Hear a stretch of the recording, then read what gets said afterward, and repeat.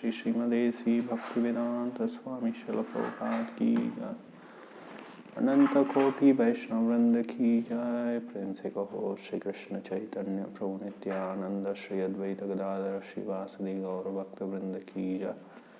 Shri Shri Radha Krishna Gopa Gopi Go Shama Kunda Radha Kunda Giri Govardhan Ki Jai.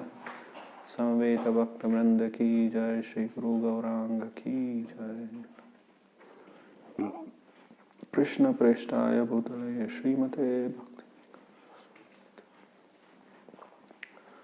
Namo Vishnu Padaya Krishna Preshtaya Bhutale Srimate Bhakti Vedanta Swami Nitanamane Namaste Saraswati Devi Gauravani Pracharini Nirvishesha Shunyavadi Pashate Deshata Vandeham Shri Guru Shri Utapadakamam Shri Guru Vaishnavansha Shri Rupam Sagrajatam Sahana Raghunathanvitam Tam Sajivam Sadvaitam Savadutam Parijana Saitam Krishna Chaitanya Devam Shri Radha Krishna Padan Sagana Lalita Shri Vishakhanvitam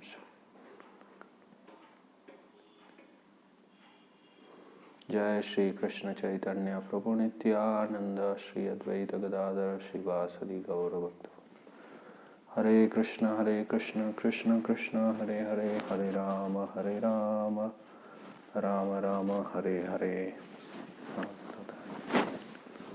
Anamanchadaka Hare Krishna. So yesterday we discussed Upanishads mark the beginning of transcendental life. Brahma Jnana, spiritual knowledge, is contained in Upanishads. Of course, Upanishads are ABCD of spiritual life. So more advanced knowledge is in Srimad Bhagavatam.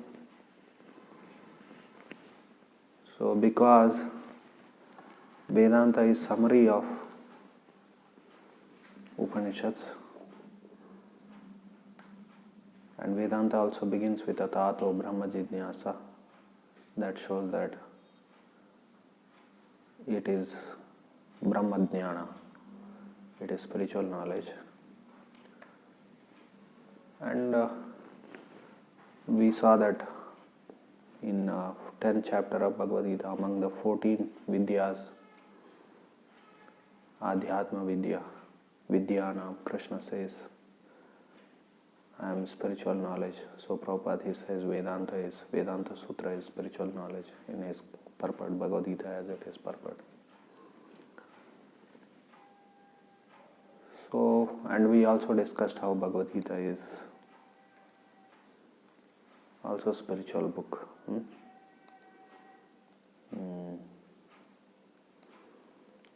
And so Bhagavad Gita is spiritual knowledge, and yesterday I made some passing statement that Bhagavatam is advanced spiritual knowledge. If you see, Garuda Purana glorifies Srimad Bhagavatam in many verses. Our acharyas have quoted some 2 or 3 verses, but there are many more verses.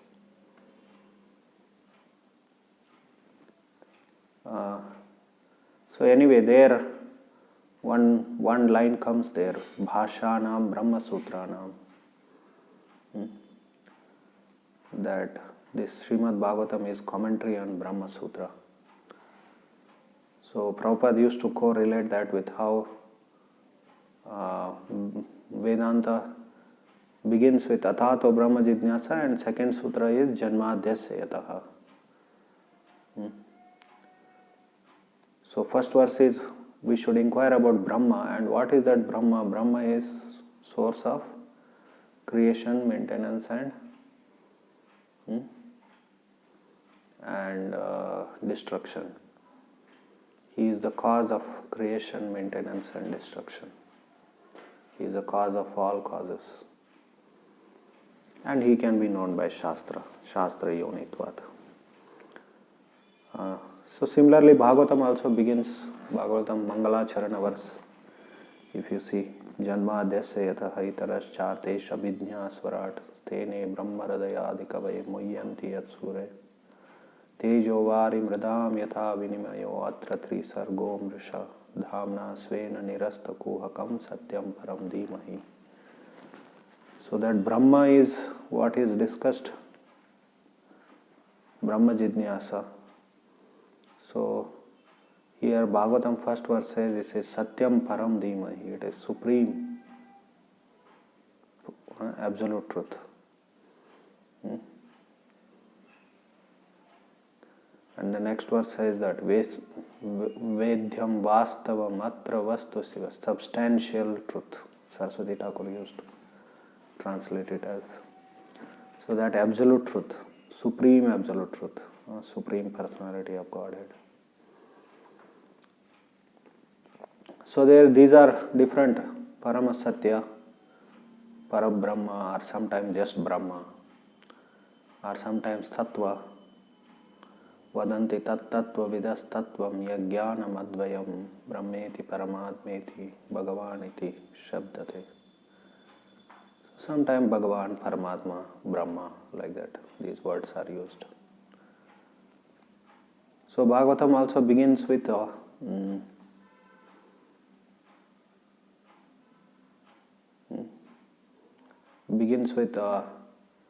Janmadhyasya yataha. So we see this is called as Mangalacharana verse, and Mangalacharana is meant for Namaskara, Ashirvada and Vastu Nirdesha. Vastu Nirdesha, establishing the purpose of the book. So Vastu Nirdesha, or what we are going to achieve through this book. So this first verse is which aspect of Mangalacharana it is? It is Vastu Nirdesha, establishing the purpose of the book. So it says, this book is going to discuss about Supreme Absolute Truth, Satyam Param Dhimai. And what is that Supreme Absolute Truth? It is the source of everything. It's a cause of creation, maintenance and destruction.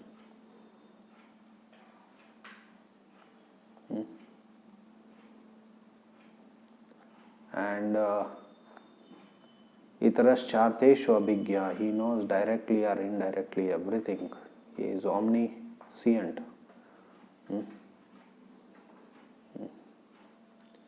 And he is supremely independent, Swarat. He is not dependent on anything. So absolute truth means it is independent, it should be. So relative truth means it is dependent. So Swarat, he is the one who imparted Vedic knowledge unto the heart of Brahma in the beginning of the creation. Tene Brahma Radayadi Kavaye. And he bewilders even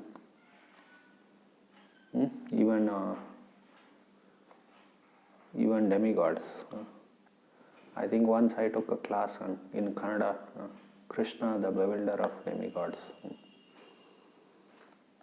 So we quoted from Upanishad, I think Taittiriya Upanishad. There is that story comes how Supreme Absolute Truth bewildered everyone. So we get to know that in Bhagavatam also, how he bewilders Indra, how he bewilders Brahma, Brahma Vimohan Lila. Although some of our dear friends don't accept that first time, but our acharyas have a very strong logic, they have established that.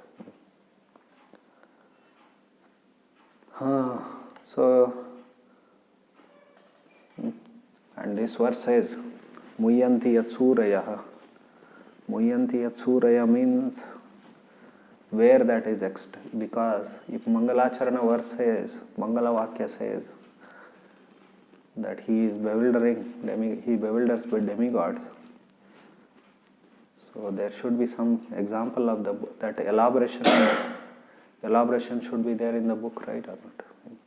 Okay, one example is Indra. But there should be, because if Mangalacharana verse is indicating to it, so there should be many examples of that in the book. Anyway, this is one tarka. Logics.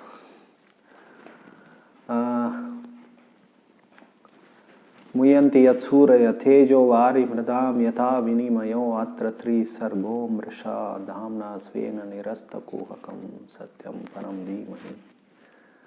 So how he bewilders them, some examples are given there. So anyway, Bhagavatam and Brahma Sutras, this Vedanta Sutra is called with different names. Brahma Sutras. Why Brahma Sutras? Because of spiritual knowledge. And it begins with Atato Brahma Jidnyasa. It is called as Sharirika Sutra. Why Sharirika Sutra? It speaks about living entity which is entangled in the body, Sharira. So therefore they are called as Sharirika Sutra. It is called as Bhadarayana Sutra. Why it is called as Bhadarayana Sutra? It is because written by Bhadarayana Rishi. So like that, there are different names are there, and Vedantis, they wrote commentaries and propounded their theories based on Vedanta Sutra, interpreted them in different ways.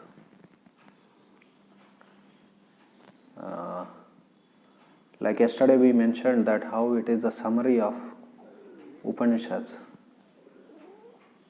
So commentators on Vedanta Sutra, what they do is, for every sutra they quote different passages from Upanishads. Of course, every commentator quoted different aspects of different passages from different Upanishads to show that how it is a summary of Upanishads. And Chaitanya Charitamrita says that direct meanings of Vedanta can be understood from the statements of the Upanishads. Krishnadas Kaviraj Goswami, in a scholarly way, he put that. That comes in conversation between Sarvabhauma Bhattacharya and Sri Chaitanya Mahaprabhu in Madhya Leela chapter number 6. So the direct meanings means what? We can interpret these sutras in different ways, but the direct meanings has to be understood based on Upanishads. So Upanishadic statements give the direct meaning of Vedanta Sutra. Anyway, that is so commentators they do, and there are different commentaries are there. Shankaracharya's Bhashya. Actually, even before Shankaracharya there were commentaries. So his commentary is called as Sharirika Bhashya, and Vishnu Swami's commentary is called as Sarvagya Bhashya, and Nimbarka Acharya's commentary is called as Sujata Saurabha Bhashya, and Madhvacharya's commentary is called as Purna Pradnya Bhashya.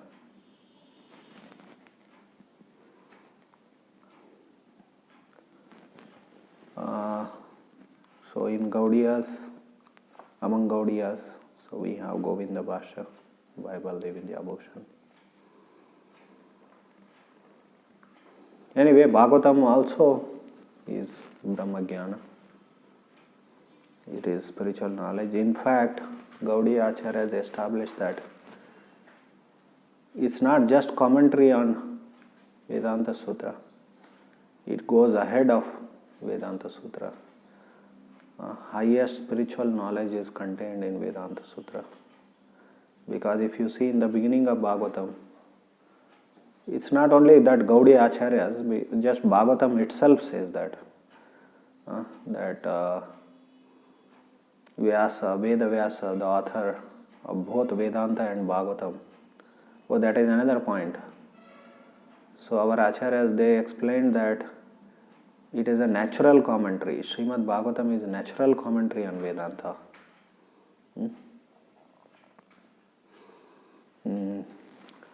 Why it is natural commentary? Because author is the same.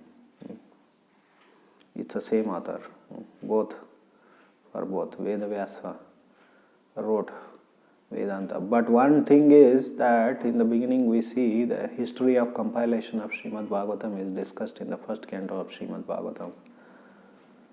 So there it is mentioned, even after composing Vedanta he was not satisfied. Even after writing Mahabharata and all the Vedic literatures, Puranas, so he was not satisfied. Therefore, he was encouraged. He tried to diagnose that, but he could not. And then his guru, Narada Muni, came and told him that although you have done a great, you have achieved a lot, great achievement. You have wrote so many things, but you have not directly glorified Krishna. So not directly glorified Krishna means what? Aparokshavada. It is called as Aparokshavada. In Bhagavatam 11th canto, Krishna himself, he said that he likes Aparokshavada.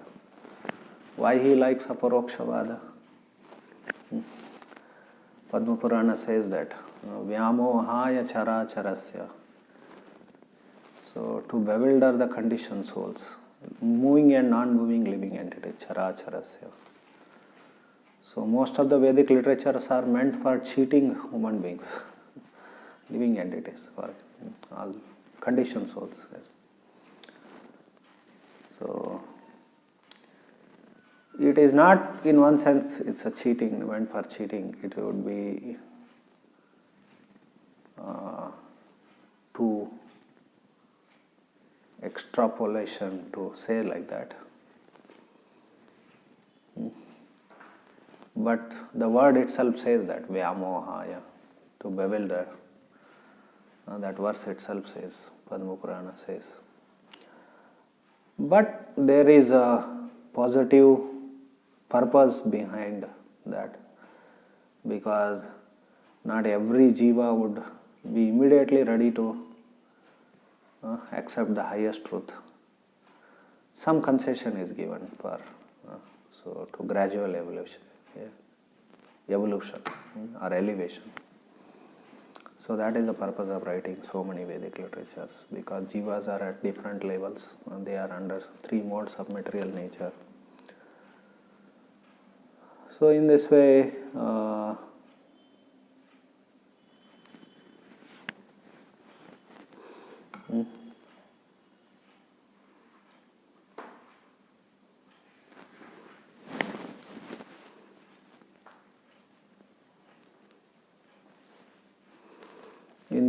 this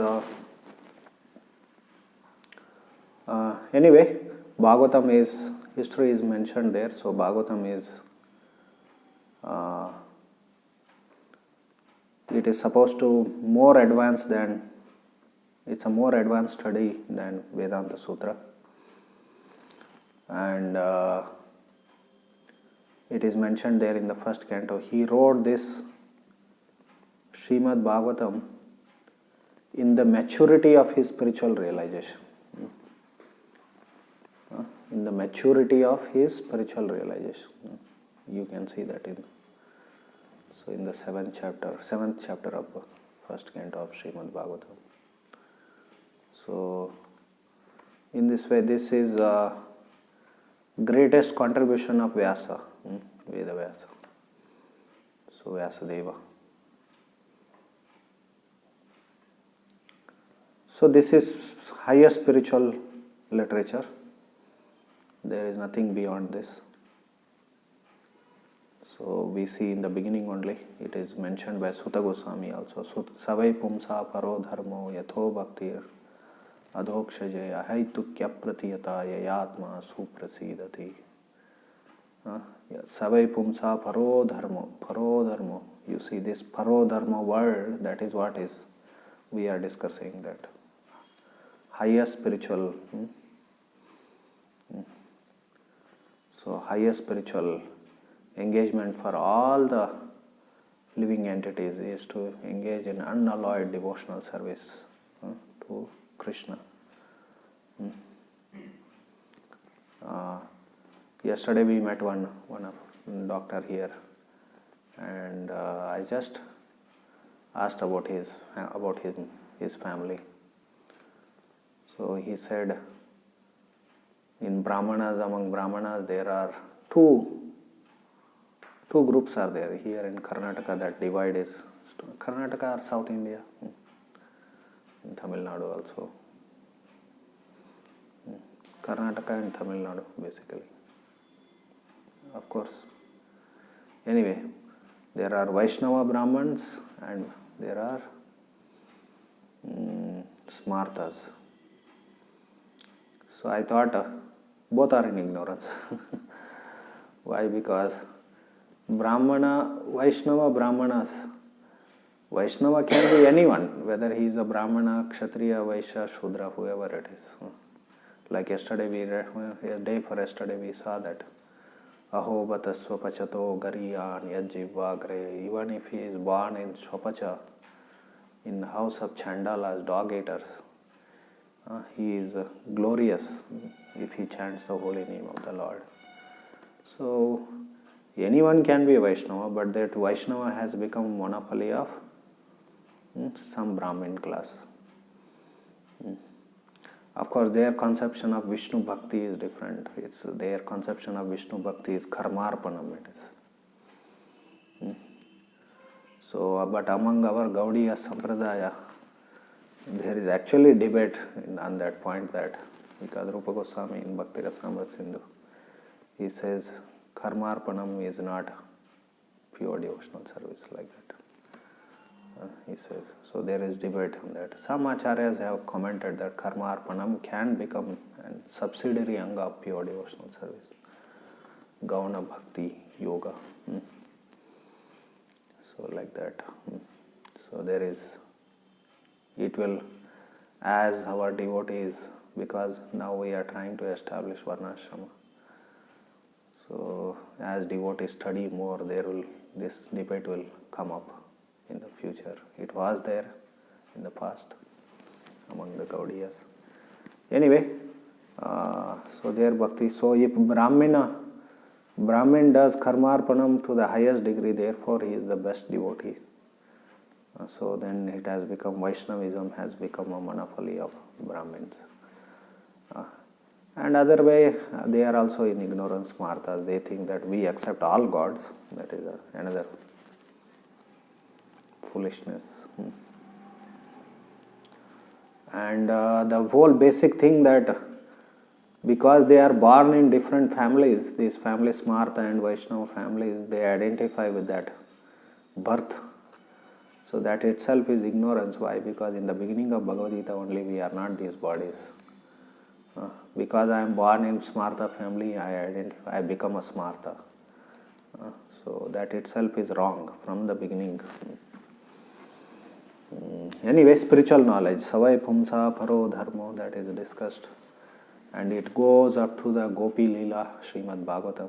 We don't see Gopi Lila in Vedanta Sutra. Krishna's Rasa Lila. So that's why Srimad Bhagavatam is topmost spiritual literature. Anyway, coming back to Vedanta and Adhyatma, which we were discussing, that Shankaracharya, the path given by Shankaracharya is to take sannyas and study Vedanta.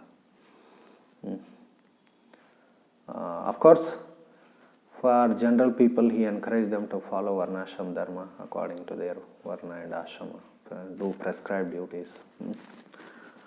So their karma for general people.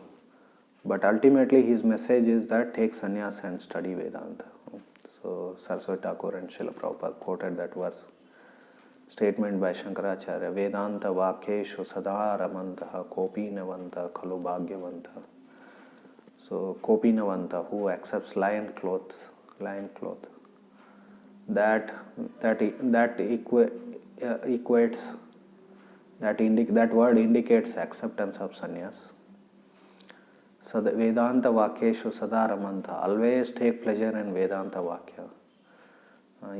Be immersed in Vedanta vakya, studying Vedanta. Because why Vedanta? That helps to discriminate between what is Brahma and what is not Brahma. Neti, their process. Not this. So this is not spiritual, this is not spiritual, this is not spiritual. This is material. So helps to discriminate. So we have to take sannyas and study Vedanta.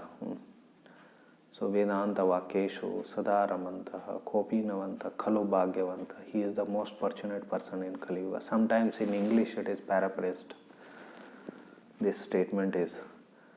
So if you ask Shankaracharya or any of his followers, what is happiness in this world? They will say renunciation of material happiness is happiness. So renounce this world, renounce, that is happiness.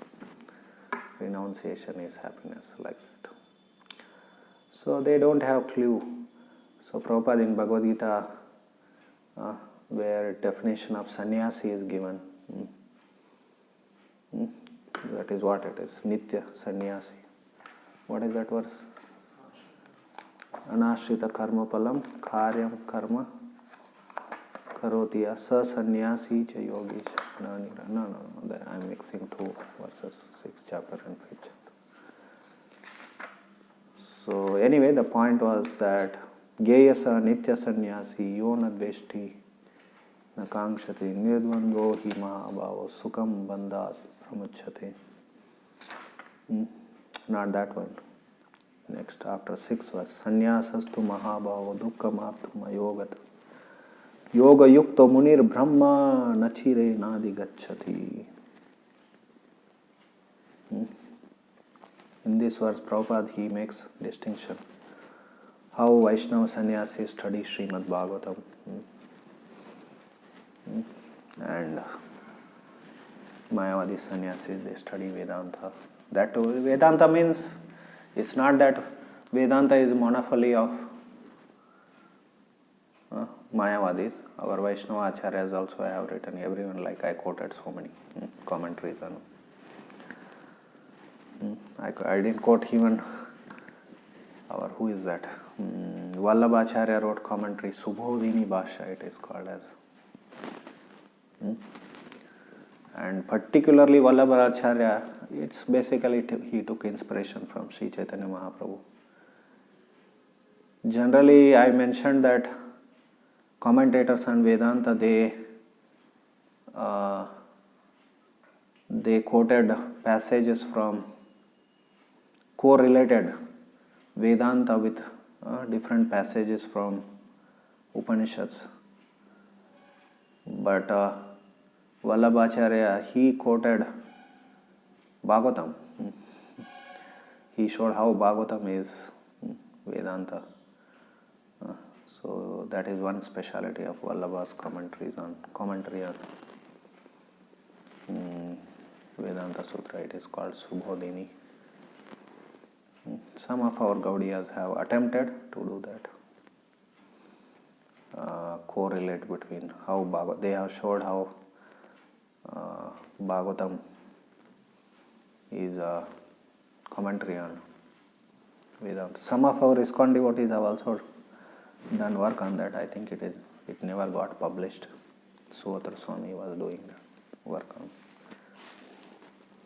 relating Bhagavatam and Vedanta Sutra. How Bhagavatam verses are. There are relevant verses. Means there are common verses in Bhagavatam and Vedanta Sutra. Of course, Bhagavatam is not sutra, it is very elaborate.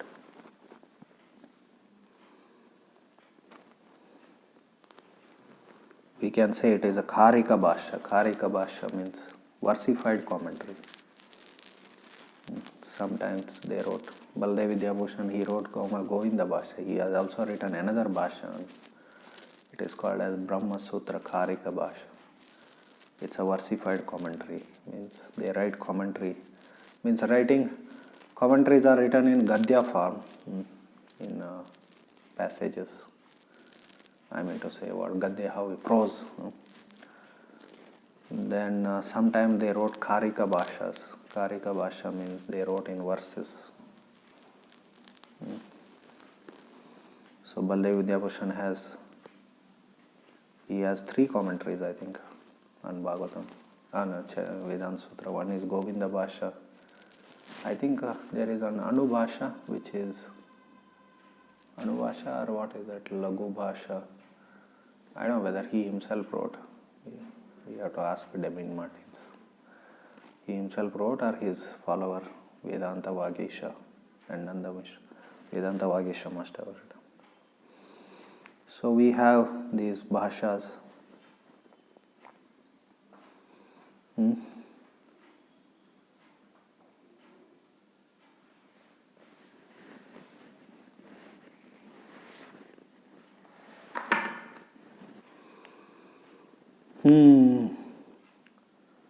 So where was I? No. So anyway, so there Shankara gave this path, spiritual path, that you have to study Vedanta, take sannyas and study Vedanta. And we see that Sarvabhauma Bhattacharya, when Chaitanya Mahaprabhu went to, after taking sannyas, he went to Jagannath Puri. On the request of his mother. He wanted to go to Vrindavan, but on the request of his mother, he went to Jagannath Puri. Of course, later he sent his followers to Vrindavan to develop Vrindavan. Because so all those places of Krishna's pastimes were lost. So the first thing when he came to Jagannath Puri, and he was told by Sarvabhauma Bhattacharya. Sarvabhauma Bhattacharya was the first one to meet him there in Jagannath Puri. That you are a very young sannyasi and you have a long career as a sannyasi. So, and you are very beautiful. So it is difficult for you to maintain sannyas, therefore you have to study Vedanta. In Chaitanya Charitamrita there are no details. In Chaitanya Bhagavata we get more details. He gives so many names. Oh, Ishwar Puri, Madhavendra Puri, they all also took sannyas. But they all experienced family life. They were grastas. You have taken sannyas in young age. Of course, Chaitanya Mahaprabhu also married 2 times. But I think hardly he had any family life. He never had his issues. So, you have taken sannyas at young age. You have to study Vedanta. So that is a recommendation, because Sarvabhauma Bhattacharya was a follower of Shankara. He was Advaitavadi. In fact, he was more of his father. I think his name was Vasudeva Sarvabhauma or somebody. So he was a founder of Nyaya school in Navadvip. So Nyaya school was not, it was almost lost in India. He went to Maithili Desha, that is Nepal. There he studied and came and established Nyaya school in Navadvip. So then anyway, Sarvabhauma Bhattacharya had settled in Jagannath Puri. So he was a Tarkik also, and he was of course, Tarka, yesterday we discussed, has to be studied for understanding Vedic knowledge, part of Vedic education. Nyaya. Tarka means Nyaya. Nyaya school, Nyaya Darshana. So, original founder was Gautama Muni. Now, in 12th century, I think he was from Maithili Desha there. Gangesha Upadhyay, his name was. He founded Navya Nyaya. So, neo-logic, something like that. You can translate it as. So, Navya Nyaya was founded. So, now they study Navya Nyaya. School was founded. So, he recommended Chaitanya Mahaprabhu to study Vedanta. And he taught his Vedanta, whatever his speculative Vedanta. And Chaitanya Mahaprabhu smashed him and made him as a devotee. And later we see when Chaitanya Mahaprabhu traveled to Vrindavan through Varanasi. So Chaitanya Mahaprabhu's last preaching engagement or exploitation was to convert these people. Kashi Ramaya, everyone became devotees. So in the 7th chapter of Adi Leela, Prabhupada, he did not start his translation and commentary on English translation and commentary on Chaitanya Charitamrita from first chapter of Adi Leela. He started with 7th chapter of Adi Leela because I don't know what is the mysterious reason, but it is included in his personal, his own mission in this world. In his self, that mission is included in his self-composed pranam mantra for himself. Nirvishesha shunyavadi paschatya deshatarine. He wanted to deliver this nirvisheshavad, mayavad, advaitavad.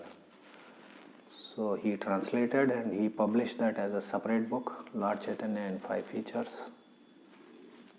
It is not published now. I think BBT is not publishing it. I don't know. Maybe they thought that we will disturb a lot of Mayavadis. So.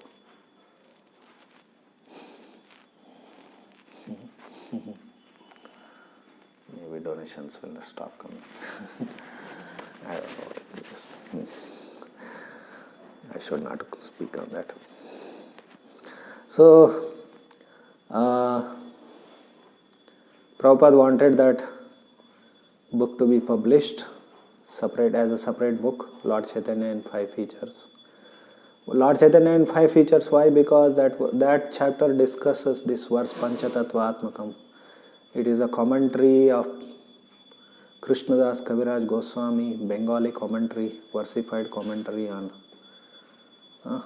Panchatattva-atmakam Krishnam Bhakta Rupa Swarupakam Bhakta Avataram Bhaktakyam Namami Bhakti Shaktikam. So the 14th verse of Mangalacharana. So these 14 verses are commented and elaborated by Krishnadas Kaviraj Goswami in the first 7th chapter of Adi Leela. And from 8th chapter is history of compilation of Chaitanya Charitamrita. And from 9th to 12th chapter, he describes Sampradaya, Gaudiya tree, comparing it with a Kalpa Vraksha, desire-fulfilling tree. Then 13th chapter onwards, Krishna's Adi Leela starts. So, Chaitanya Mahaprabhu's Adi Leela. Yeah, he is Krishna. So, Chaitanya Mahaprabhu's Adi Leela. Adi Leela means Navadvip Leela begin up to his sannyas. So that means 13 to 17, 5 chapters describe his Navadvip Leela. Again he divides them. Paugunda Leela, Kishore, Kaumara Paugunda Kishora Leelas. Just like Krishna's pastimes are also divided like that by our acharyas.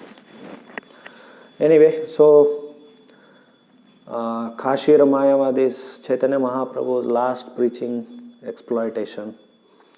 After that he just came and settled in Jagannath Puri.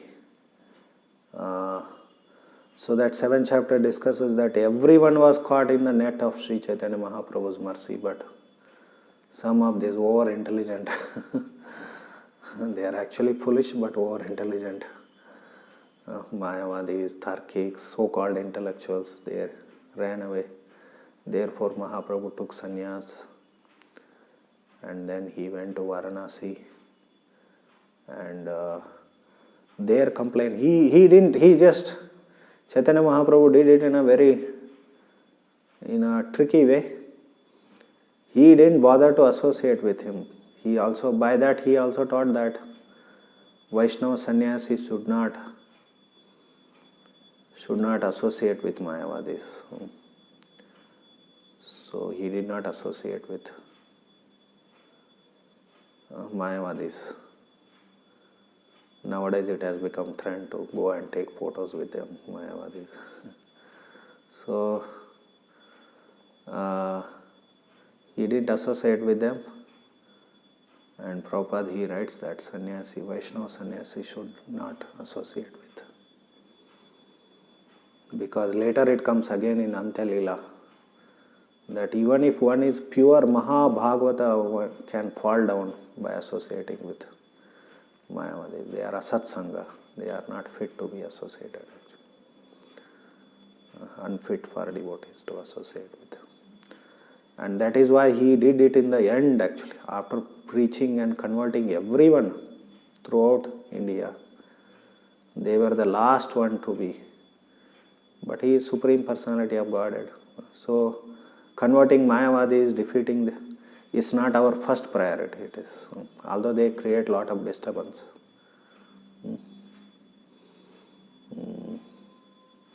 But that was last engagement of Sri Chaitanya Mahaprabhu. So initially he didn't bother to associate with them, and he went on with his Sankirtan. All the people, lakhs and lakhs of people were attracted to his Sankirtan movement. These numbers seems exaggeration, but it is not. So lakhs and lakhs of people were attracted to his Sankirtan. So that burnt these Mayavadis, Kashir Mayavadis.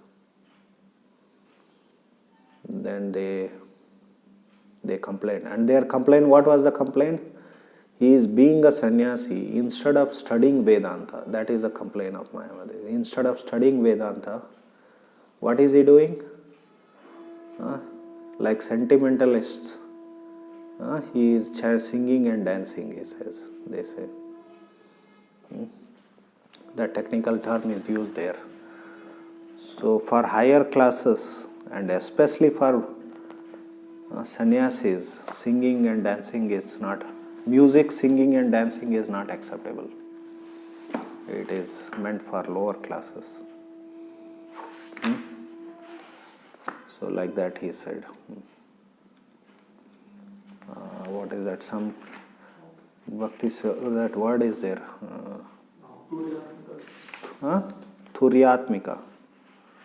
So Turyatmika, what is Turyatmika? If you see the literal meaning of Turyatmika, it is a composition including singing, dancing and music.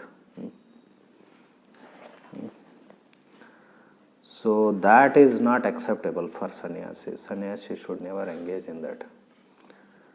One thing I observed in Tamil Nadu, these Brahmins also, Sri Vaishnava Brahmins, they will give lecture but they will not do bhajans. They may recite some stotras but they will not do bhajans. So bhajan is not meant for that. It may not be practiced among everyone, but that I observed in Tamil Nadu when I was in Tamil Nadu. So sometime they would call us they would engage us and they will give lecture. Of course, I never went. And we should not go. We should give lecture also. We'll do bhajan also, singing also, dancing also, and we'll give lecture also.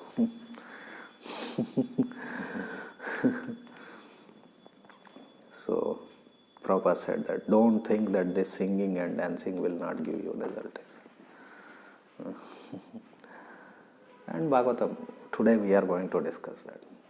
We have discussed, those who have any problem with Bhagavatam as the highest spiritual literature, we have strong case for that. Tattva Sandarbha is fully dedicated to it. And the highest Bhagavatam literature says singing and dancing is the ultimate full attainment actually. So anyway, the purpose of discussion, today's discussion is this. So Chaitanya Mahaprabhu went on with his Nama Sankirtan.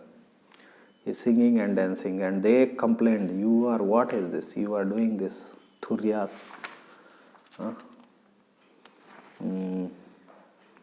Yeah, that starts with 52nd verse, I think, that discussion.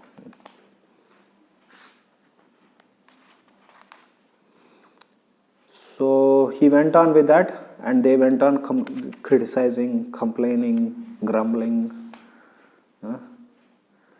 nagging. Then Mahaprabhu didn't bother about it. He just went on with his Sankirtan, Nama Sankirtana. That is our topic, right? Vedanta, Adhyatma and Nama Sankirtana.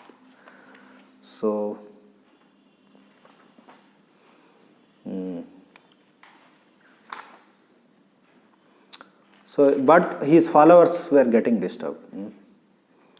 And among them, Chaitanya Mahaprabhu stayed in the house of Chandrasekhar Acharya, and he took prasadam at Tapan Mishra, who was a Brahmin. So they got disturbed, and that Maharashtrian Brahmin, he was like this side also and this side also. He had got attracted, but he felt unhappy that these Mayavadis are criticizing Chaitanya Mahaprabhu. Then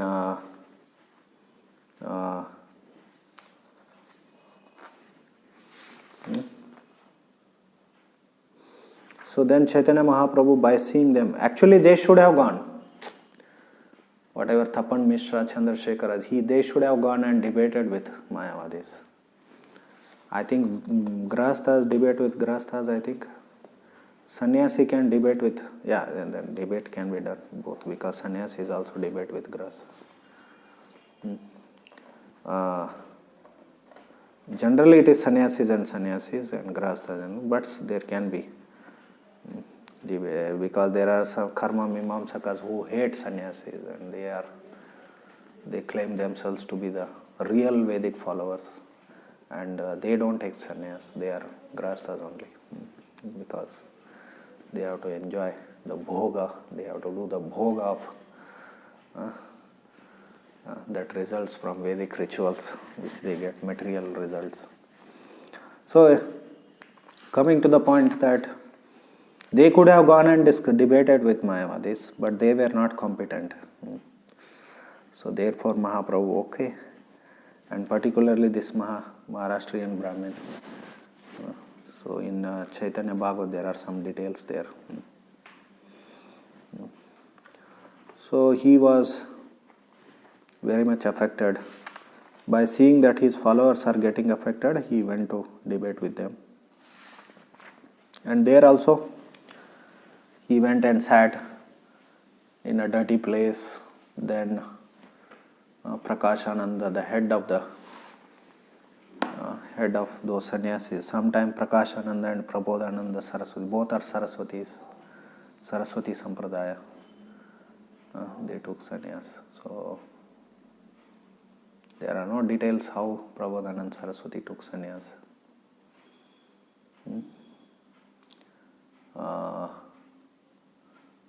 So therefore, because even if Chaitanya Mahaprabhu, there is no details that Chaitanya Mahaprabhu gave him sannyas, although he was inspired him to go to Vrindavan, and he became a very staunch follower of, he is from Sri Vaishnava Sampradaya, he became very staunch follower of Chaitanya Mahaprabhu. He has written his book Chaitanya Chandramrita, glorifying Sri Chaitanya Mahaprabhu. Then anyway, people confuse between both of them. There is confusion. But Saraswati Thakur has clarified. Prakashanand, Means they say that Prakashananda Saraswati, after getting mercy of Sri Chaitanya Mahaprabhu, he only became Prabodhananda Saraswati like that, which is a wrong idea. Saraswati Thakur has clarified that, and Prabhupada in Chaitanya Charitamrita mentions that in his English purport. Anyway, so we see that so he went and he sat in dirty place, and Prakashananda, holding his hand, invited him inside.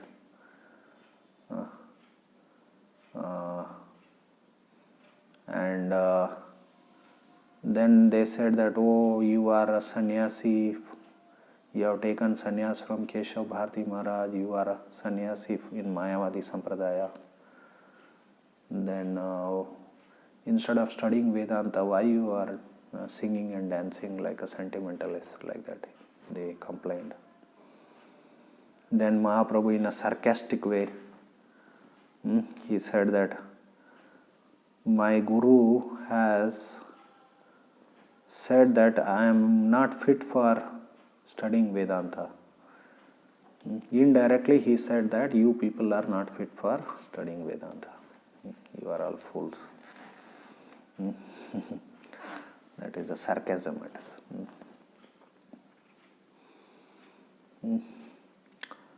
So my Guru told me that I am a fool and I am not fit for studying Vedanta, therefore I should chant the holy names of Krishna, Hare Krishna, Krishna Krishna, Hare Hare, Hare Rama, Rama Rama, Hare Hare. And he taught me a verse, he says. What is that verse which he taught? Wrong. Hare Nama, Hare Nama, Hare Namaiva Kevalam, Khalo Nasteva Nasteva Nasteva Gatiranyata. So in Kali Yuga, Khalo Bhagyavan, you see here, Vedanta Vakyeshu Sada Ramantaha Khopinavanta Khalo Bhagyavanta. In Kali Yuga, who is the fortunate person? One who studies Vedanta and takes sannyas. That is according to Shankaracharya. But according to Brihad Naradiya Purana, who is the fortunate person in Kali Yuga? What is the means of attaining spiritual realization? Hare Nama, Hare Nama, Hare Namaiva Kevalam, Kalau word has come. Khalu Bhagyavanta and Kalau Nasteva Nasteva Nasteva Gatiranyata. You see the relation there. So in Kali Yuga, what is the process? Hare Nama, Hare Rama, Hare Namaiva Kevalam. So there are many verses to confirm this. That Kali Santarana Upanishad says, no? Iti Shodashaka Namnam Kali Kalmashanasanam Nata Parataropaya Sarva Vedeshu Drishyate. Nata Sarva Vedeshu Drishyate. It is depicted in all the Vedic literatures, he says. It says that Kali Santarana Upanishad. If we are not finding some Mimamsakas, Smartas who study Vedas, original Vedas, and they do rituals of the Vedas, they may say that, oh, there is no mention of Hare Krishna or Krishna in the Vedas. If you have not, according to Kali Santarana Upanishad, if you are not finding Hare Krishna in the Vedas, that is your fault. There can be many reasons for that. The available Vedic literature, most of the Vedic literatures are lost actually. So out of 1100 odd or 1080 Veda Shakas, I think, or 1180 Veda Shakas are there. Out of that, maybe 2 are there available now. 2 Veda Shakas. And some few other Suktas and all are there. Stri Sukta, Narayana Sukta, Purusha Sukta, and all these kind of things. So most of the Vedic literatures are lost. If you are not finding, then you didn't get it. You didn't get Vedic knowledge. So, because in his Namastaka, Rupa Goswami also he said that Nikila Shruti Mauli Ratnamala Dyuti Niradita Pada Pankajantam Ai Mukta Kulai Rupashamanam Paritastvam Harinama Samshayami. O Harinama, I surrender unto you. I take shelter of you, Samshayami. I take shelter of you because the tips of the toes of your lotus feet are worshipped by. It's a very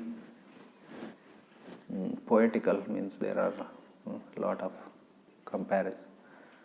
Upamas are there in that. The tips of the toes of your lotus feet.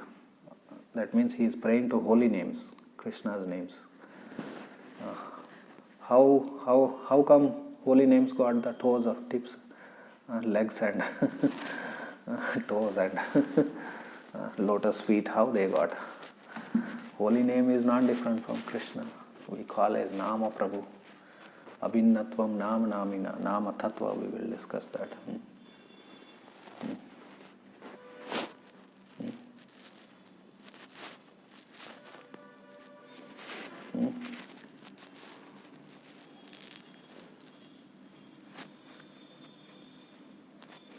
Tips of the toes of your lotus feet cannot be so are worshipped by the rays emanating from the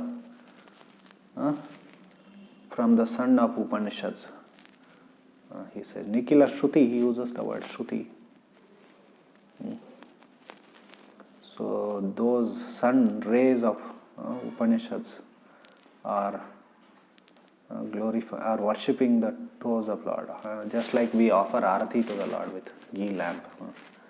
Like that, these Upanishads with their rays, they are worshipping Nama Prabhu. Tip the toes of the. So Kali Santarana Upanishad says, and the same thing our Rupa Goswami in his Namastaka. In his Namastaka, he wrote many songs glorifying holy names. Rupa Goswami. They are not popular in ISKCON. We don't sing them. So we don't sing them and we don't recite them. But there should be recitation of all this.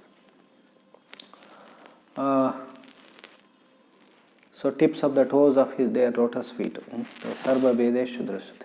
Similarly, in Bhagavatam, Shukdev Goswami, he says, Kaler dosha nide raja naste he ko mahan gunaha kirtana deva krishnasya mukta sangha param rajet.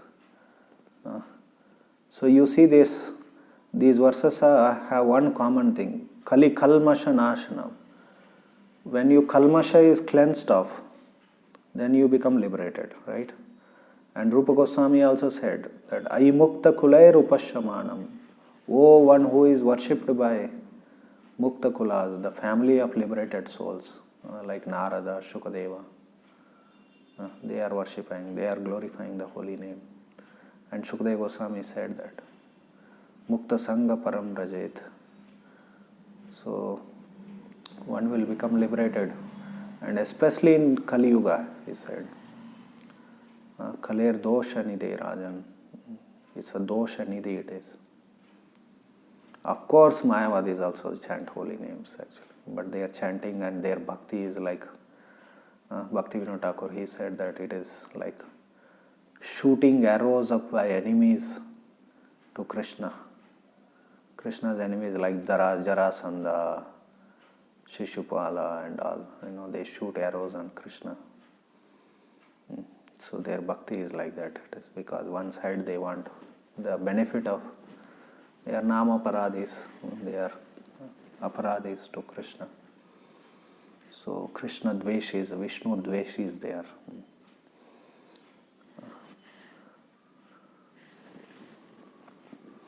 So anyway, Nama is glorified. It's worshipped by all the Mukta Kulas. liberated souls, family of liberated souls. The goal of Mayavadis is to become liberated, but liberated souls, they worship holy name. Real liberated souls. So I mukta kule rupashyamanam. Anyway, Chaitanya Mahaprabhu, he told, Khalo, in this Kali Yuga, there is no other way than chanting. My Guru taught me. And then I started chanting. And when I started chanting, what happened? I became like a madman. Sometimes shouting, sometimes become stunned, sometimes rolling on the ground. And then he went to his Guru.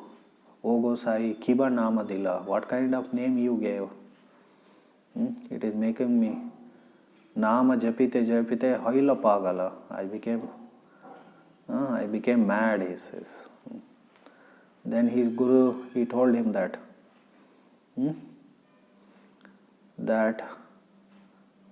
you have attained the real result of chanting the holy names. This is actually the result of chanting. By chanting, you have to become mad after Krishna. If that is real chanting. So all our material desires, kalmasha, all our dirtiness in the heart should be cleansed, and we should run after Krishna. That is the result of chanting. Otherwise our heart is not, that is steel framed. It is because of too much sense gratification, too much sinful activities, too much thick covering of the covering of three modes of material nature. So there is a thick steel framed cover on our heart. Tadashma saram hradayam batedam navikriyeta yadha vikaro. That verse is there in the second canto of Srimad Bhagavatam. So Shukdev Goswami says that heart is steel framed heart which doesn't melt after chanting the holy names. Of course, some people, Sahajiyas, Vishwanath Chakravarti Thakur made a comment on that. Sahajiyas make show of, Prakrita Sahajiyas, they make show of melting of heart, but that is, their heart is more steel framed, he says. Their heart will never melt actually, if you make show. So anyway, Ishwara Puri, he taught it to Chaitanya Mahaprabhu. You have attained real religion, and he told him, you go on doing this and encourage everyone else also to chant. And he taught him another verse. That verse is from Srimad Bhagavatam 11th canto. It is commented by all our acharyas that is the essence of Srimad Bhagavatam. I'll come to this point little later, so we will recite this.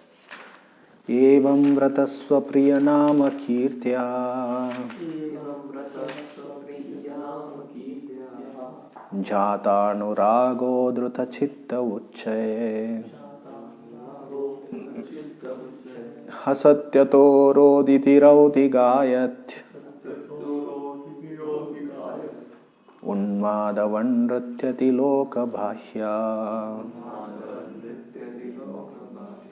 evam vratasva priya nama kirtya jata anurago druta chitta uchche hasatyato roditi rauti gayat unmadavan nrityati loka bhahya evam vratasva priya nama kirtya jata anurago druta chitta uchche hasatyato roditi rauti gayat unmadavan nrityati loka bhahya Evam vratasva priyanama kirtya Jatanurago drita chitta uchchaye Hasatyato roditi rauti gayat Unmadavan nrityati loka bhahyaha.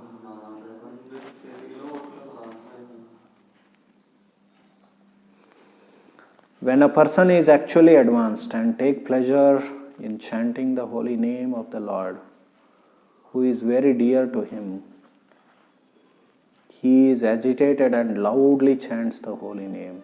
He also laughs, cries, becomes agitated, and chants like a madman, not caring for outsiders. And that Padyavali verse is also there. Hari vadatu yat. Tell.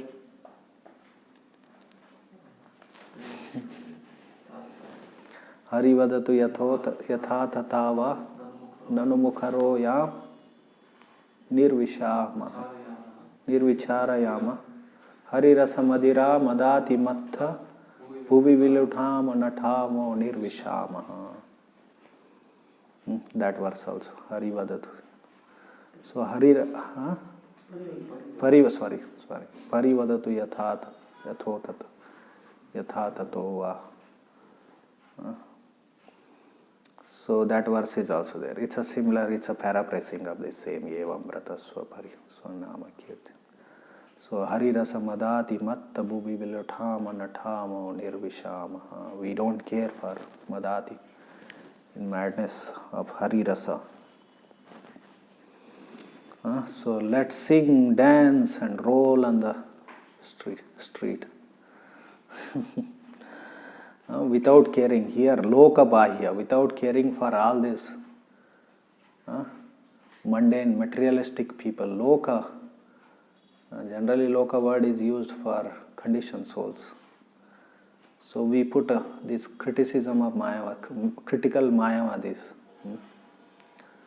So in the loka, in materialistic conditioned souls. So no need to care for Mayavadis, their criticism, why these people are singing and dancing. Like one boy, I was preaching to him, college student. He went to this Murgi mission, and that Murgi mission, one fellow sannyasi, he has told, ISKCON people are doing great, but their meditation can be disturbed because of the singing and dancing like that. He says, no clue of what is meditation, what is samadhi, what is meditation. Samadhi word, if you see in the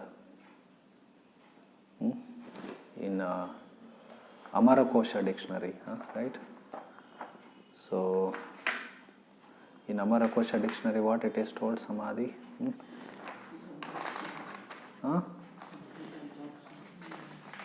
My ear has a problem actually.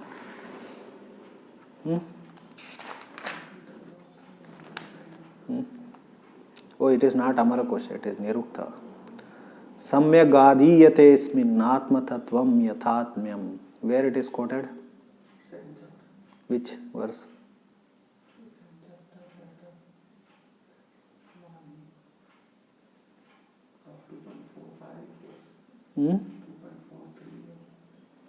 Which verse?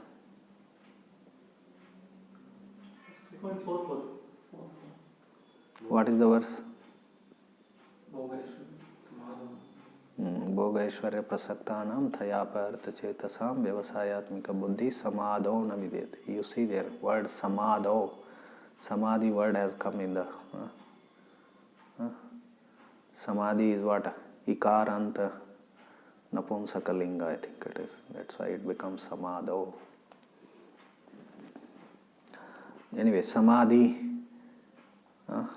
samyat atma tattva yatatmyam. When mind is fixed in understanding the self, it is said to be samadhi. Ultimately, self is what? Jivera swarupohai krishnera nityadas. It is eternal servant of Krishna. For the pleasure of Krishna, we have to sing and dance. Of course, this verse, Evam Vratasva Priya Nama Kirta, it is symptom of Bhava Bhakti. By engaging in sadhana bhakti, Evam Vratasva Priya Nama Kirtya. So, by engaging in vrata, that is Vaidhi sadhana bhakti or sadhana bhakti it is. Vrata word has come there. Vrata of chanting holy name. One who chants the holy name as a vrata, that is called as sadhana bhakti. So when we do sadhana bhakti, then we attain bhava bhakti. Kriti sadhyo bhavet sadhya bhavasa sadhana vidha nitya siddhasya bhavasya prakatyam radhi sadhyata. It is eternally there. Bhava is actually love for Krishna. Actually. So bhava means love for Krishna. That love for Krishna is eternally there in the heart. But by engaging in Shravanam Kirtanam, so that is manifest. Now it is in dormant state, in conditioned state. It is covered by the thick covering of material desires. When material desires, influence of the modes, and all dirtiness of anarthas is dissipated, destroyed, then that natural love for Krishna automatically manifests. So this verse speaks about Bhava Bhakti. Attaining love of Krishna is the goal of life, essence of life. That is Prayojana. That is Panchama Purushartha. Liberation is not the ultimate Shreya. So that is Panchama Purushartha it is. Prema Pumartho Mahan, Chaitanya Mahaprabhu's teaching, Srinath Chakravarti in his Chaitanya Mata Manjusha. That is a commentary by Srinath Chakravarti on Bhagavatam on 10th canto. So he summarized Chaitanya Mahaprabhu's teachings in one verse. That is Mangalacharana verse, I think, of his commentary. So, Evam Vratasva Priyanama Kirta. So this, by doing sadhana of chanting the holy names, Nama Sankirtana, we attain love of Godhead.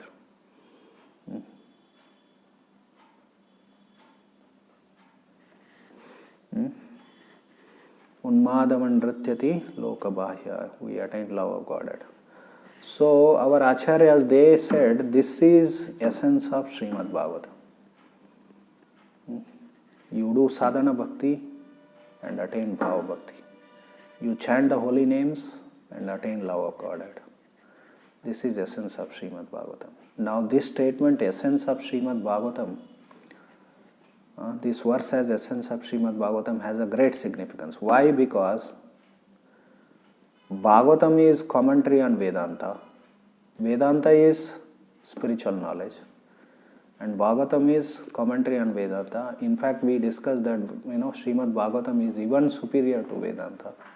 Although we may not be able to tell that sometimes. So that becomes debatable point, but we can take the risk of stating that Bhagavatam is even superior to, and it is highestly, at least our Sampradaya, we understand that.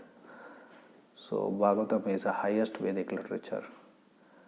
And when that Bhagavatam, even if you don't take it as highest literature, even if you just take it from the statement of Garuda Purana that it is a commentary on Vedanta, so this verse is the essence of Bhagavatam. So therefore Vedanta or spiritual life means chant holy names and attain love of Godhead. Nama Sankirtana.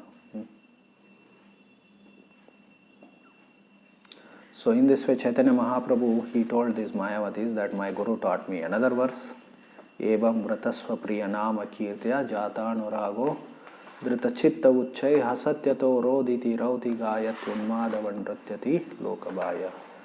In this way, Vedanta, Adhyatma and Nama Sankirtana are connected.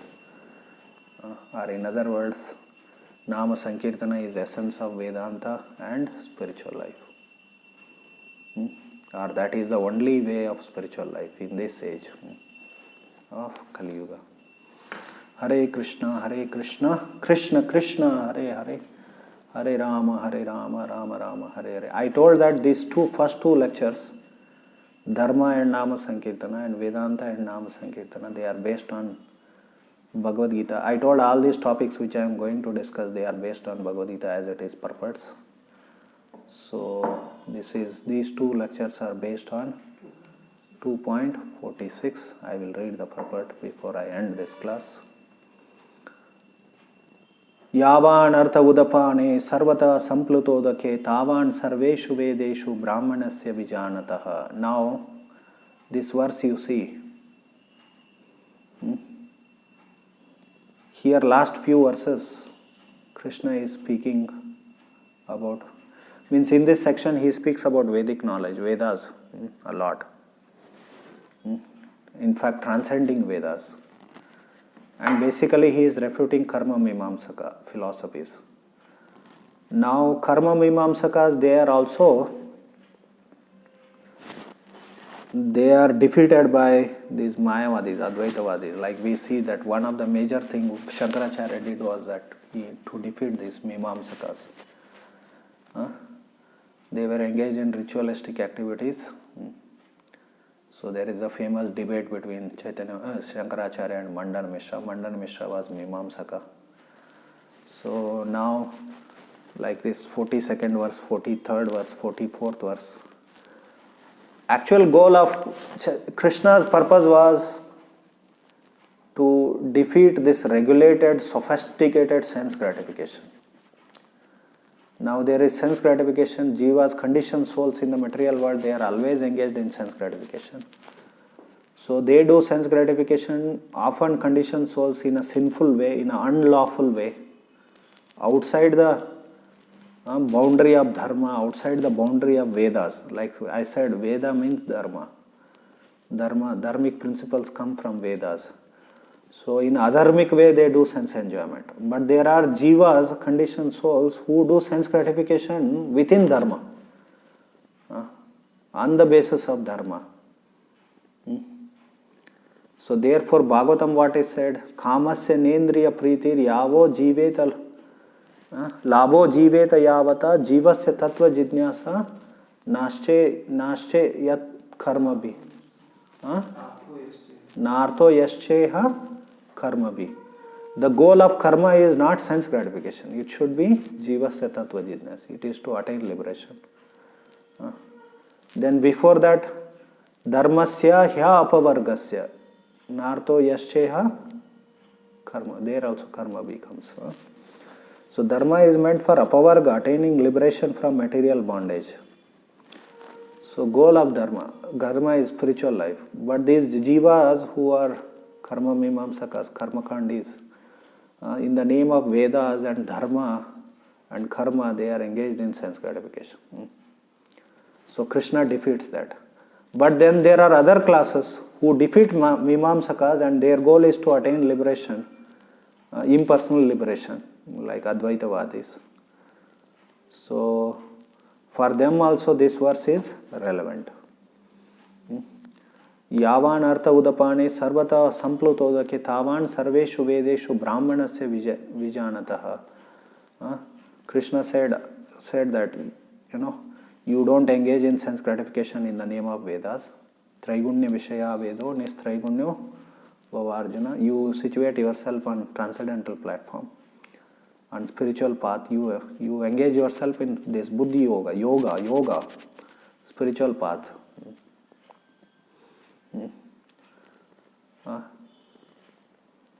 So here in this verse, 46th verse, Krishna says, Brahmanasya vijanata, a real Brahmana, tavan sarveshu vedeshu. He knows the actual purpose of the Vedas. Actual purpose of the Vedas is not sense gratification. Actual purpose of Vedas is not even attaining liberation from material bondage, although that is a beginning message of the spiritual message of the Vedas. Dharmasya hi apavargasya. In Bhagavatam also it is said like that. But ultimately is to attain love of Godhead. Therefore, here analogy is given. Just like a river or a huge body of water fulfills all the purposes of other small wells, Similarly, one who knows the actual purpose of the Vedas, real Brahmana, that means actually a devotee of Krishna. He is actually a real Brahmana. One who is well versed in the scriptures, that kind of a devotee. He is actual Brahmana. He fulfills all the purposes of Vedic statements, Vedic mantras, Vedic knowledge. So therefore, in the Prabhupada, he is refuting the path of these karma mimamsakas as well as karma sannyasis. So Mayavadis are called as karma sannyasis. Their goal is karma sannyas, renounce all the prescribed duties and take sannyas. Give up all these Vedic rituals. So therefore, in the purport is composed in both, defeating the both. So aho bata swapachato gariyan verse defeats karma mimamsakas, and this attaining love of Godhead by chanting the holy names defeats the so-called Vedantis and karma sannyasis. Because later again and again Krishna defeats karma sannyasi, refutes or criticizes this karma sannyas also. Like in the beginning of 6th chapter, what is that? Na niragnir na chakriya. Just by stopping prescribed duties and igniting fire, fire sacrifice, one will not become a real sannyasi, Krishna says. So Prabhupada quotes Chaitanya Mahaprabhu, Nadanam na janam na sundarim kavitam va jagadishaka mama janmani janmanishware bhavatad bhaktir. Who is real sannyasi? Chaitanya Mahaprabhu is a real sannyasi. He is the highest perfectional symbol of renunciation, Chaitanya Mahaprabhu. And he said, na danam, na janam, na sunam. Only, but he just didn't say, like karma sannyasis also may say, na danam, na janam, na sundarim, na kavitam. But then Chaitanya Mahaprabhu, he went ahead, he says, mama janmani, janmanishwara, life after life, life after life. I want your devotional service. He is actually a real sannyasi. One who is engaged in devotional service like this, without even desire for liberation. That means he has achieved love of Godhead. Life after life, he only wants devotional service. So, by doing Nama Sankirtana, he has come to this stage of Evam Vrata Swapri Jata Anuradhrita Chitta Uchchaya Satyato Roditi Rautika Yatu Madhavan Nrityati Lokabahya. Okay. Rituals and sacrifice mentioned in Karma Kanda division of Vedic literature are meant to encourage gradual development of self-realization. So first line he says, what is the purpose of the Vedas? Vedas may elaborately discuss Karma Kanda, but their purpose is gradual development of self-realization. We have discussed that in our today's class only. And the purpose of self-realization is clearly stated in 15th chapter. You see here, actually this, okay, now we have renounced and we are just situated ourselves just like karma sannyasis. We are not doing any kriya. We are simply engaged in self-realization. But for the karma sannyasis, this is, the purpose of self-realization is clearly stated in 15th chapter of Bhagavad Gita. Purpose of studying Vedas is to know Lord Krishna, the primeval cause of everything. That means self-realization, our relationship with Krishna we have to know. Then we have to know Krishna. That's why Vedascha sarve rahameva vedyo.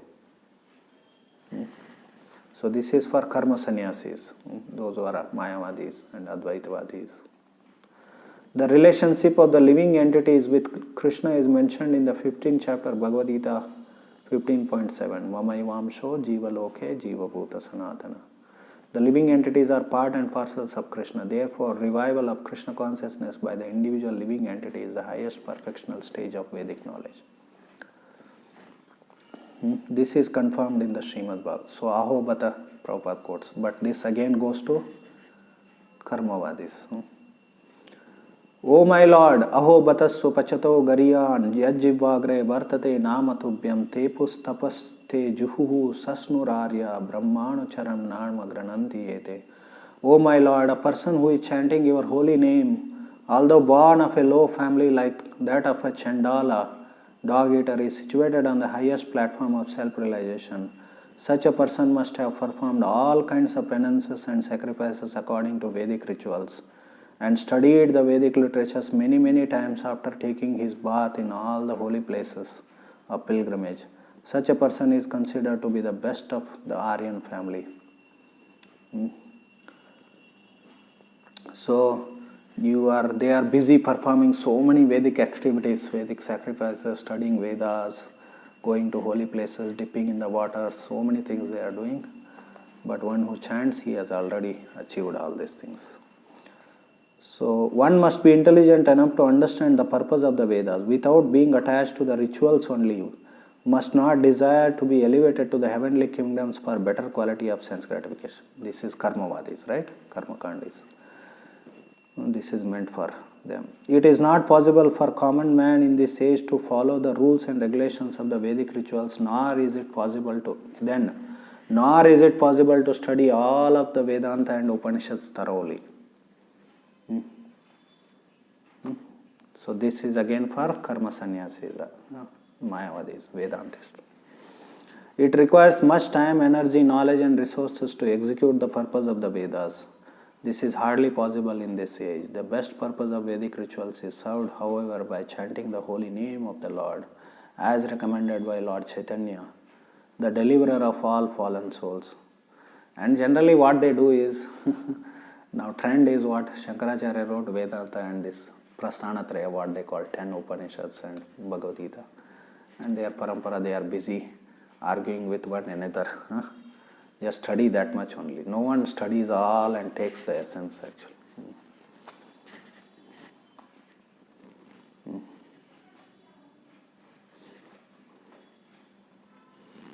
So Vedic served, however, by chanting the holy name of the Lord, as recommended by Lord Chaitanya, the deliverer of all fallen souls. In this connection, it is good to remember that verse 10.10 purport Prabhupada, he starts, I think, 10.10 or 10.8 actually. Very nicely he purports, those who know actually Vedanta.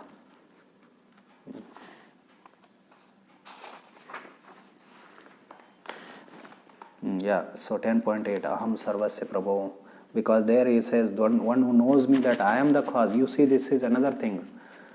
Janmadhyasya yataha verse is also explained here in Aham Sarvasya Prabhavo Matta Sarvam Pravartate. From me comes everything, right?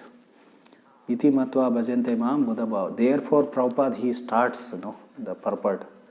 A learned scholar who has studied Vedas perfectly and has information from authorities like Lord Chaitanya and who knows how to apply these teachings can understand that Krishna is the origin of everything in both the material and spiritual worlds.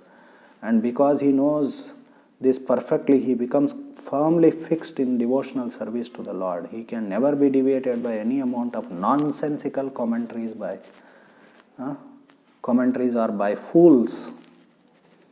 All Vedic literature agrees that Krishna is the source of Brahma, Shiva and other demigods.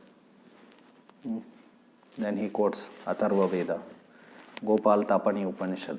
It is said, Yo va Brahmana vidadati purvam yo vai vedamsha gapayatisma Krishna. So like that. Then Narayana Upanishad. So many Upanishadic quotes. Maha Upanishad. He quotes Mahavishnu Upanishad. Eko vai Narayana asinna Brahma na Ishano napa. Nagni. This Maha Upanishad, that shloka is very famous, no? What is that?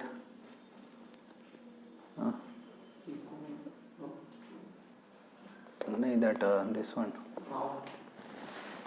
That Vasudeva Kutumbakam. That is from Maha Upanishad. Vasudeva Kutumbakam or Sarve Sukhino Bhavantu, I think. One of that. Anyway, I forget mixing up.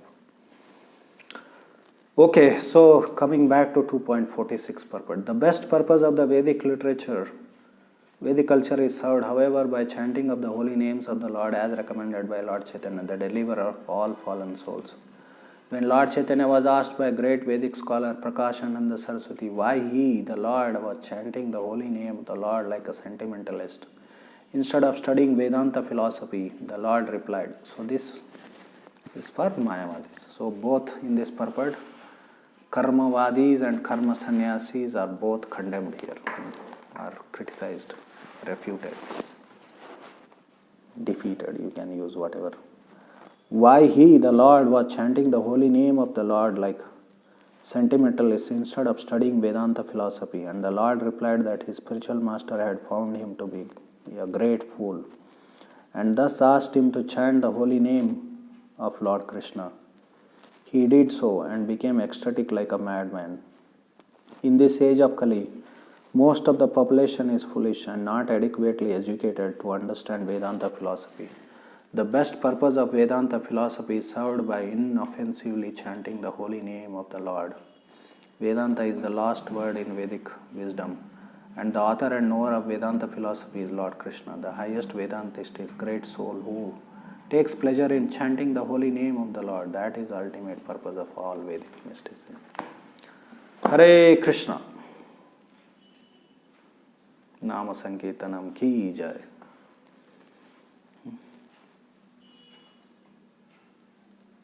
Any questions, comments?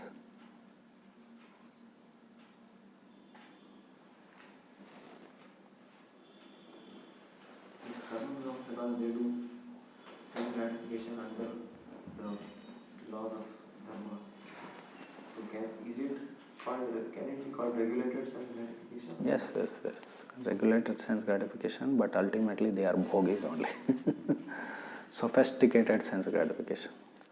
Because why sophisticated means unregulated sense gratification will not give any happiness. Ultimately it is just miserable, it is suffering. Like in today's sinful people of present society, they are engaged in sinful activities outside dharma. They are engaged in sense gratification outside dharma, not following any Vedas. They are outlaws, renegades.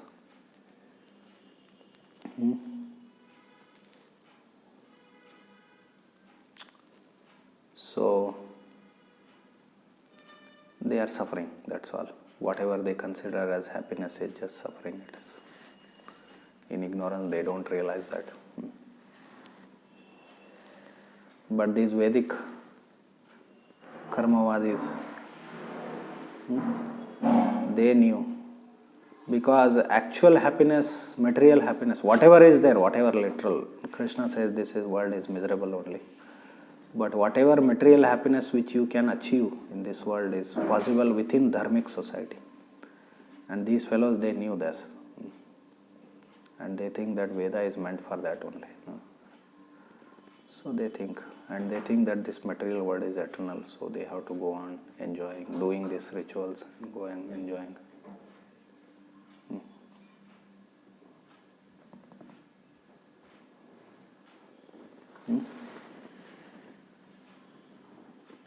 So that is all. It is regulated, but it is sophisticated. Sophisticated material happiness. Like Bhagavatam describes, if you go to heavenly planets, there are women whose body becomes cool in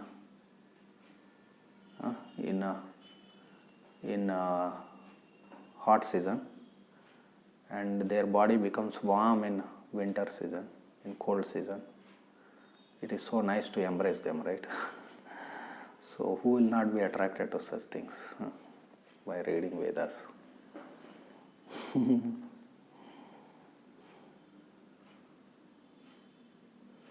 Vedantists, they will say, no, it is just like embracing serpent. It may be cool, but it will bite you. They will say like that. Then what we have to say? We have to say, na dhanam, na janam, na sundarim, kavitam va jagadish kame, mama janmani, janmanishvare, bhavatad bhakti rahita kintvai.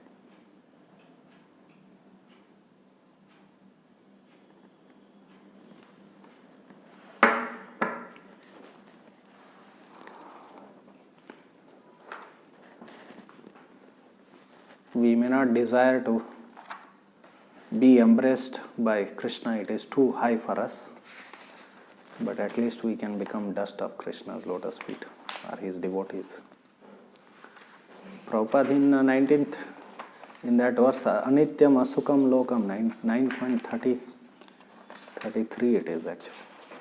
In that verse he said that we should desire to be embraced by Krishna.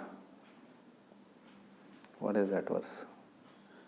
Okay, in the material world there are classifications of people, but after all, this world is not a happy place for anyone. It is clearly stated here, Anityam Asukam Lokam, this world is temporary and full of miseries, not habitable for any sane gentleman. This world is declared by the Supreme Personality of God to be temporary and full of miseries. Some philosophers, especially Mayavadi philosophers, say that this world is false. But we can understand from Bhagavad Gita that world is not false, it is temporary. There is a difference between temporary and false. This world is temporary, but there is another world which is eternal. This world is miserable, but the other world is eternal and blissful. Arjuna was born in a saintly royal family. To him also Lord says, take to my devotional service and come quickly back to Godhead, back home. No one should remain in this temporary world full as it is with miseries. Everyone should attach himself to the bosom of the Supreme Personality of Godhead so that he can be eternally happy. Prabhupada says this is too much to desire. Everyone should attach himself to the bosom of the Supreme Personality of Godhead so that he can be eternally happy. So instead of embracing this woman in the heavenly planets or rejecting them like a snake, we should be attached to the bosom of the Supreme Personality of Godhead. Hare Krishna. That, anything else? So, Veda Shakhas, you said only two are there. What are they? What is Veda Shakha and what are these two? So many, because we have 4 Vedas and all. What are Veda Shakhas? Generally what happens, these Vedas, they are taught from one generation to another generation, proper pronunciation of them, otherwise they won't give any result. So previously some 10 Veda Shakhas were practiced. They were Guru has to recite them and learn, disciple has to learn and properly learn that, properly meter and recitation. So in this way, that parampara continues. So now that parampara is lost.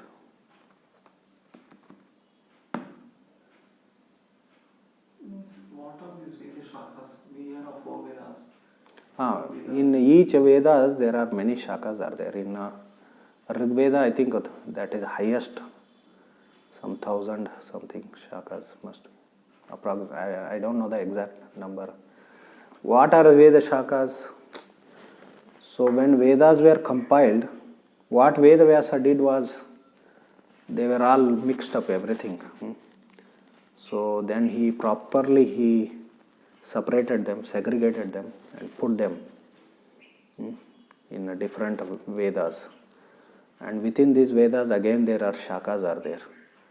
So different disciples, he taught them to different disciples. You see the English word is used, branches of the Vedas it is used. If you read Bhagavatam, Prabhupada translation in the first canto, that comes in just in the history of compilation of Srimad Bhagavatam, no?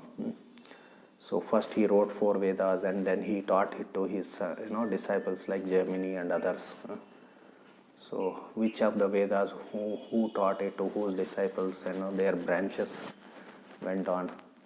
So this is also called as Kula Dharma. Different families, Brahmana families, Kula Dharma means their whole family dharma is to learn these different shakhas.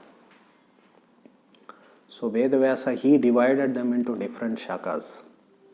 That is the meaning of Vyasa, one who divides. So he divided them and he taught those each shakas to different of his disciples and followers. And then they continue to his disciples. In this way, this is called as Kula Dharma in Bhagavad Gita. So then they are named Rigvediya, Disht, Shaka, Brahmana, like that. Every Brahmins have their own titles actually. I am a Rigvediya, Disht, Shaka, Brahmana. There are different Kanva, Shakas and all like that. Some I can tell you some other time. We can take separate class on that. Exact number of shakas and all those things. So now the recitation and study of only 2 or previously it was 10 I think sometime. It's all gone now. Means only 2 are available in script form. Script may be more, but learning is lost. The method of recitation And learning, yeah. Understanding. Yeah. And not only that application also. If you don't recite them properly, they don't give any results. Like, you have to use, mantras are used in different, practical purposes, no? That is all lost. There are no brahmanas to do that.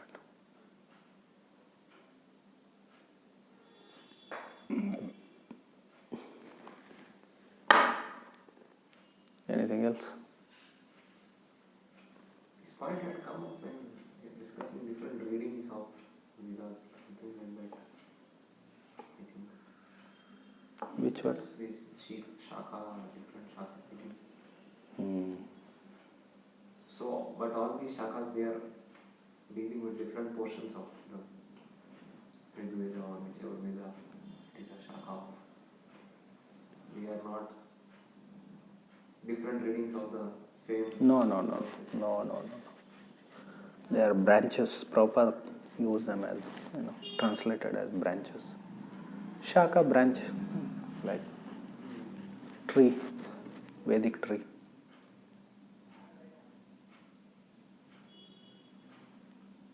Different families would study them, learn them, recite them. It was their family tradition.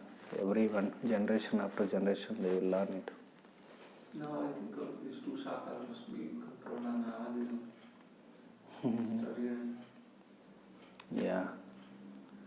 Some suktas and all, others also learn.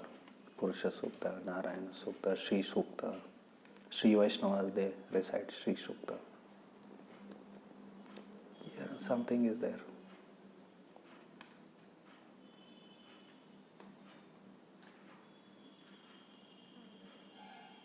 Basically, now 4 Vedas are not available, that means. Not much. Because people say we want 4 Vedas and... That's why they don't know what they are asking. Some people even say we have it. Yeah. Some person says some...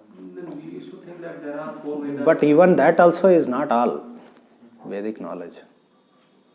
Even what Vyasadeva wrote is also not all Vedic knowledge. So it is a relative term, no? Whatever we know, we call it as Vedic knowledge, but it's unlimited. Knowledge is never, knowledge cannot be bound with some few books actually. But that you said even that 4 Vedas is not knowledge, but 4 Vedas are there now, at least. They may be there, script form. But then how many people print, what section they are printed, we have to see that. But then What shakas. Script form, they must be there. But even then also, that is not all what Vedic knowledge is. It's unlimited, it is. Like Bhaktivinoda Thakur, he said that the Vedas, Vedic literature, sections of the Vedas which glorify Chaitanya Mahaprabhu, they are not there. That he found out. That is from Rig Veda, I think. Rig Veda is completely lost, they say. Or it is getting lost or something like that.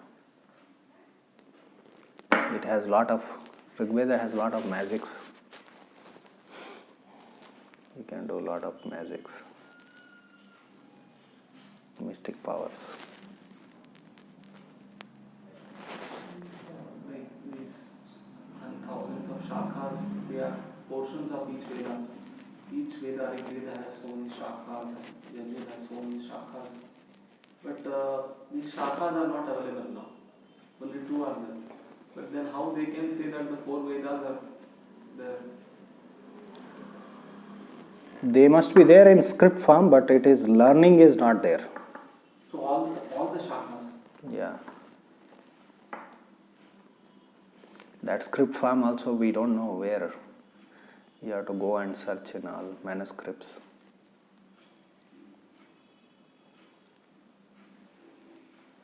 Few here and there, some people may be publishing.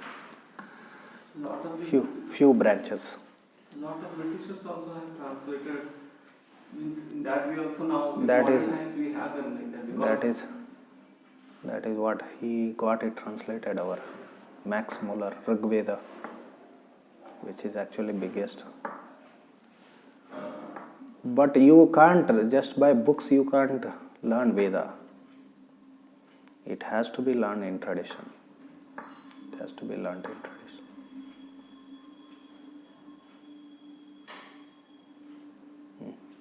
to an extent we can say that now in modern times people everyone understand English.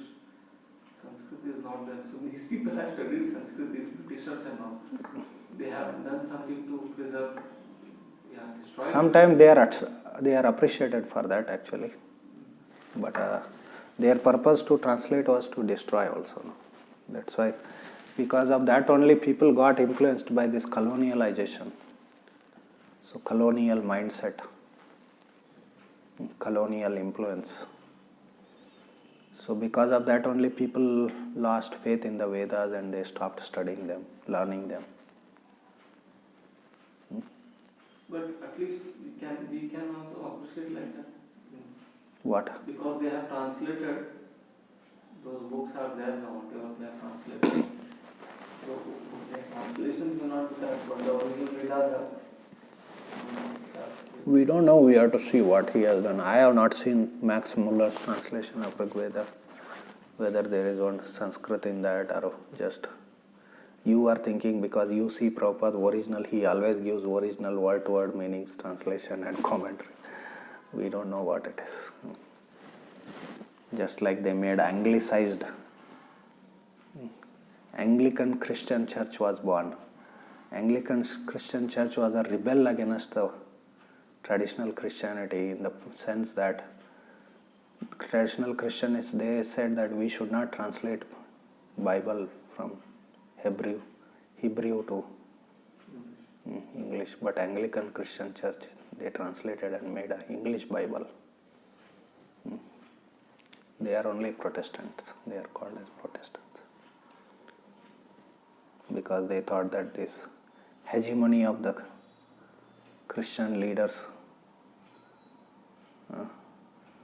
will be destroyed by this translation work. So Protestants have translated Bible into English. They are also called as Anglican Christians.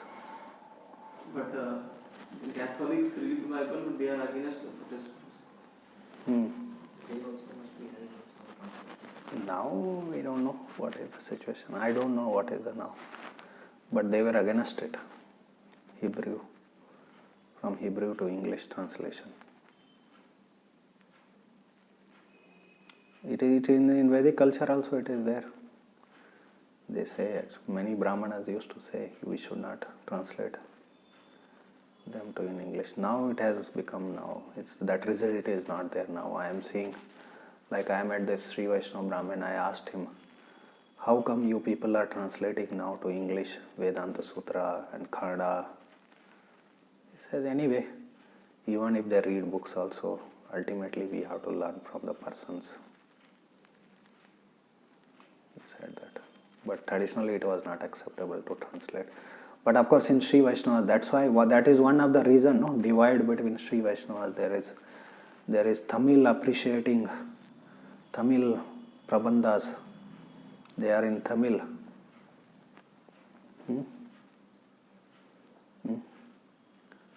So, Tenkalais, they appreciate Tamil Prabandhas, and Vadagalais, they are into Sanskrit. So there is divide there. So it was there like that. Our Acharya Saraswati Thakur, he faced this issue because he was the one pioneering in our Sampradaya books. Mostly previously in our Sampradaya they were written in seminal works were mostly in Sanskrit. Of course in Bengal they wrote in Bengali also. But translating from Sanskrit, original classical Vedic literatures was first time done from the time of Saraswati Thakur, Bhaktivinoda Thakur. Some other Gaudiyas must have done before, because when we say Gaudiya means for us it is our own line, but within Gaudiya there are so many branches.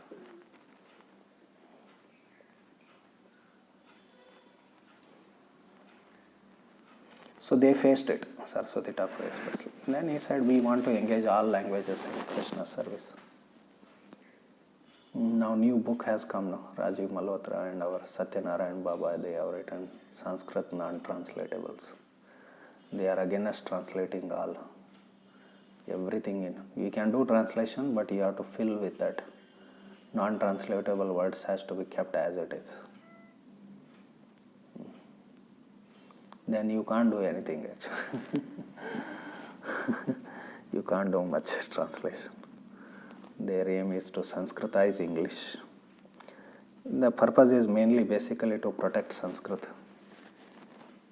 from destruction. If everything gets translated, the original message won't be intact, and as well also Sanskrit language itself will die like that. Their concern is that.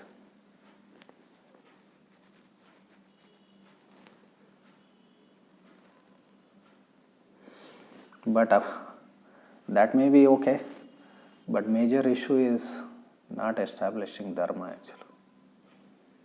That will kill everything. Languages, culture, spiritual wisdom, everything will be lost.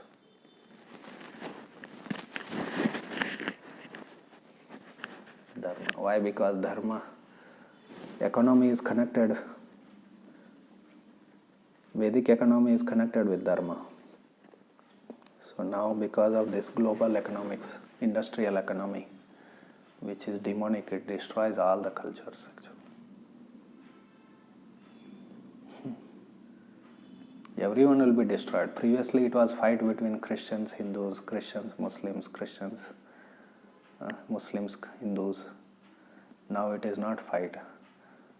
Without their knowledge, whether it is Christianity, Hinduism or Islam, everything is getting destroyed by this demonic Hindu industrialization. Like this now hijab issue is going on in Karnataka and some in other places also. And that Waqf board, head of the Muslim community in Karnataka, he says, oh please don't bring up such rules that don't know hijab and all. At least our women are going to school with hijab because they are backward, illiterate. Let them get educated. But that foolish fellow, he doesn't know that by going to school, these girls will become atheistic and materialistic. Then Islam will get destroyed. He doesn't have clue of what is happening. Because it's school means it's atheism. And they teach only atheism, how to become materialistic. Dharma means it is regulation of materialism. Don't go together actually.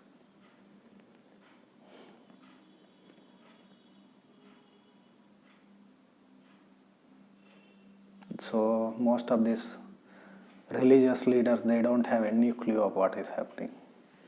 Christians started so many schools in India to convert people to Christians. Neither they got Christian converted, nor they remained Hindus. They all became materialistic, atheistic Hindus. The failed mission of Christianity in India. In that sense, there are many angles to it.